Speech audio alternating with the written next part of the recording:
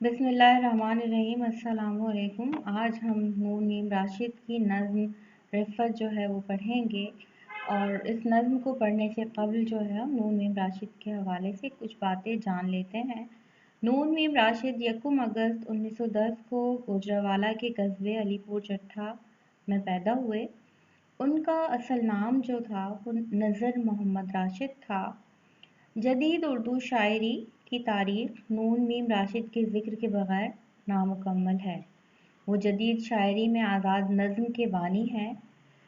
نون میم راشد کے حوالے سے مشہور ہے کہ ان کے دادا نے انہیں نصیحت کی تھی کہ شاعر بننے کی کوشش نہیں کرنا، ورنہ کسی کام کے نہیں رہو گے۔ اس نصیحت کے باوجود نون میم راشد نے شعر گوئی ترک نہ کی۔ پہلی نظم کے بعد انہوں نے حمد، نعت اور غزلیں کہیں، اور ان میں سے بعض گمنام رسالوں میں چھپتی رہیں۔ وہ یہ شاعری اپنے قلمی نام نذر محمد خضر عمر کے نام سے کرتے تھے۔ کچھ عرصے تک راشد وحیدی کے نام سے بھی مضامین اور نظمیں لکھیں، اور ایک آدھ غزل جو ہے وہ خاطر جبل پوری کے نام سے بھی شائع ہوئی۔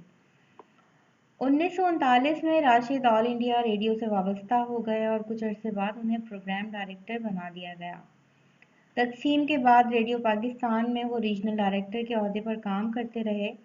انہیں پاکستان کی طرف سے اقوام متحدہ کے صدر دفتر نیو یارک میں خدمات انجام دینے کا موقع ملا۔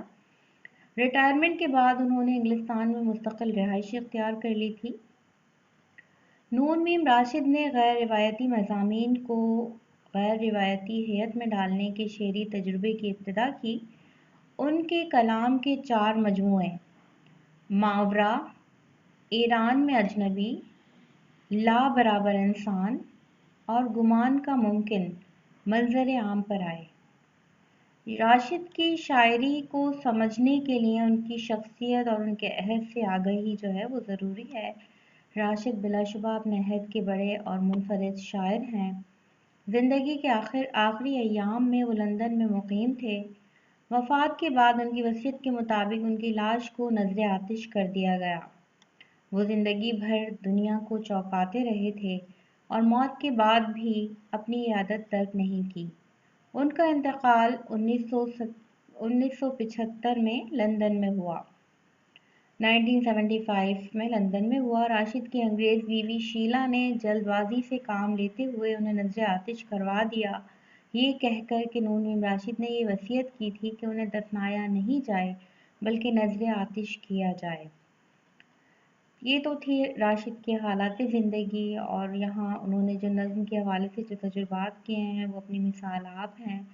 راشد نے انگریزی جو ایک سینس ہے سونٹ، اس کا اردو میں تجربہ کیا، اور یہاں جو نظم میں آپ کو پڑھانے جا رہی ہوں جس کا نام ہے رفت، رفت جو ہے وہ بلندی کو کہتے ہیں۔ یہ نظم رفت جو ہے وہ سونٹ کی ہیئت میں لکھی گئی ہے، ٹھیک ہے، سونٹ کی ہیئت میں لکھی گئی ہے۔ رفت کا مطلب ہے بلندی۔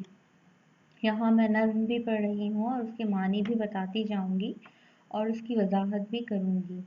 یہ مخزن ادب کی آخری نظم ہے، آخری صفحے پر موجود ہے، اور ایک بالکل مختلف شاعر کو ہمارے سامنے لاتی ہے۔ رفت: کوئی دیتا ہے بہت دور سے آواز مجھے، چھپ کے بیٹھا ہے وہ شاید کسی سیارے میں، نغمہ و نور کے ایک سرمدی گہوارے میں، دے اجازت جو تیری چشم فسوساز مجھے، اور ہو جائے محبت پرے پرواز مجھے، اڑ کے پہنچوں میں وہاں روح کے طیارے میں، سرعت نور سے یا آنکھ کے پلکارے میں، کہ فلک بھی نظر آتا ہے درِ باز مجھے، سال ہا سال مجھے ڈھونڈیں گے دنیا کے مکیں، دور بینے بھی نشاں تک نہ میرا پائیں گی، اور نہ پے کر ہی میرا آئے گا پھر سوئے زمیں، عالم قدس سے آوازیں میری آئیں گی، بحر خمیازہ کش وقت کی امواج حسین، ایک سفینہ میرے نغموں سے بھرا لائیں گی۔ اب اس نظم کی وضاحت میں کر دوں۔ کوئی دیتا ہے بہت دور سے آواز مجھے، یعنی نون میم راشد کہہ رہے ہیں کہ مجھے ایسا لگتا ہے کہ کوئی بہت دور بیٹھ کر مجھے آواز دے رہا ہے، نون میم راشد، نون میم راشد تم کہاں ہو؟ چھپ کے بیٹھا ہے وہ شاید کسی سیارے میں۔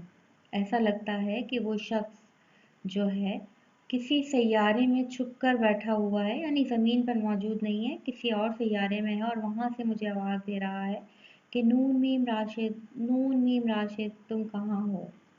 نغمہ و نور کے ایک سرمدی گہوارے میں، ٹھیک ہے، نغمہ اور نور جو ہے وہ روشنی کو کہتے ہیں، سرمدی گہوارہ یعنی ایک ایسا جھولا جو ہمیشہ قائم رہے گا۔ دے اجازت جو تیری چشم فسوں ساز مجھے، اگر تمہاری جادو بھری آنکھیں مجھے اس بات کی اجازت دے دیں اور ہو جائے محبت پرے پرواز مجھے، اور مجھے تمہاری محبت کی وجہ سے پر مل جائیں، پر لگ جائیں، اڑ کے پہنچوں میں وہاں روح کے طیارے میں، تو پھر میں اس جگہ یا اس مقام پر جو ہے وہ اڑ کر پہنچ جاؤں گا، روح کے طیارے میں بیٹھ کر۔ طیارہ اڑنے والی یعنی ایک اس کو کہا جاتا ہے، جہاز کو کہا جاتا ہے۔ تو اگر یعنی تمہاری محبت کی وجہ سے مجھے پر مل جائیں گے تو میں اس مقام پر اڑ کر پہنچ جاؤں گا جہاں سے مجھے آواز دی جا رہی ہے کہ نون میم راشد، نون میم راشد تم کہاں ہو؟ صورت نور سے یا آنکھ کے پلکارے میں، یعنی بہت کم وقت میں، صورت کا مطلب ہے بہت کم وقت میں، بہت جلدی سے، آنکھ کے پلکارے میں یعنی آنکھ کے جھپکتے ہی میں یہاں سے اس مقام پہ پہنچ جاؤں گا کہ جہاں سے مجھے آواز دی جا رہی ہے کہ نون میم راشد، نون میم راشد تم کہاں ہو؟ کہ فلک بھی نظر آتا ہے درِ باز مجھے، کہ مجھے یہاں سے کھڑے ہو کر آسمان کی طرف اگر میں دیکھتا ہوں تو مجھے آسمان کا راستہ کھلا ہوا نظر آتا ہے۔ سال ہر سال مجھے ڈھونڈیں گے دنیا کے مکیں، جب اچانک سے میں یہاں سے آسمان پہ یا دوسرے سیارے پہ اس جگہ پہنچ جاؤں گا تو لوگ جو ہے مجھے ڈھونڈنے لگیں گے، اور سالوں تک تو ڈھونڈتے ہی رہیں گے کہ اچھا ابھی تو یہاں بیٹھا ہوا تھا یہ شخص، اب کہاں چلا گیا۔ دوربینیں بھی نشاں تک نہ میرا پائیں گی، اور دوربین جو ہیں جن سے ہم آسمانوں کی وسعتوں تک دیکھتے ہیں تو وہ بھی مجھے نہیں ڈھونڈ سکیں گی کہ میں اچانک کہاں غائب ہو گیا۔ اور نہ پے کر ہی میرا آئے گا پھر سوئے زمیں، اور پھر جو میرا جسم ہے یا میرا جلد خاکی ہے وہ دوبارہ زمین پر نہیں آئے گا۔ عالم قدس سے آوازیں میری آئیں گی، آسمان سے میری آوازیں آئیں گی، جس طرح مجھے لوگ آواز دیا کرتے تھے کہ نون میم راشد، نون میم راشد تم کہاں ہو، اسی طرح میرے جان پہچان کے جو لوگ ہیں وہ بار بار میری آواز سنیں گے، آسمان سے میری آوازیں جو ہیں وہ زمین پر آئیں گی۔ بحر خمیازہ کش وقت کی امواج حسین، یعنی نتیجہ بھگتنے والے سمندر سے ایک وقت ایسا ہوگا کہ کچھ جو ہے حسین قسم کی لہریں، کچھ حسین قسم کی موجیں جو ہیں وہ اچانک نمودار ہوں گی اور سمندر میں آگے بڑھنا شروع ہو جائیں گی۔ ایک سفینہ میرے نغموں سے بھرا لائیں گی، ان لہروں پہ ایک کشتی ہوگی، ان موجوں کے ساتھ ایک کشتی جو ہے وہ ساحل کی طرف آئے گی، اور اس کشتی میں جو ہے وہ میرے بے شمار نغمے اور میرے بے شمار گیت موجود ہوں گے۔ تو یہاں نون میم راشد نے اس بات کی وضاحت کی ہے کہ انسان اگر ایک بے انتہا بلندیوں تک پہنچ جائے، انسان کو اگر رفعت حاصل ہو جائے، وہ آسمانوں کی وسعتوں تک پہنچ جائے، تو پھر نیچے رہنے والے لوگ اس کی صرف آواز سن سکتے ہیں، اسے یاد کر سکتے ہیں، اور پھر یعنی اس کو بار بار بلانے کی کوشش کر سکتے ہیں، لیکن چاہنے کے باوجود بھی وہ شخص جو ہے وہ دوبارہ زمین پر نہیں آئے گا۔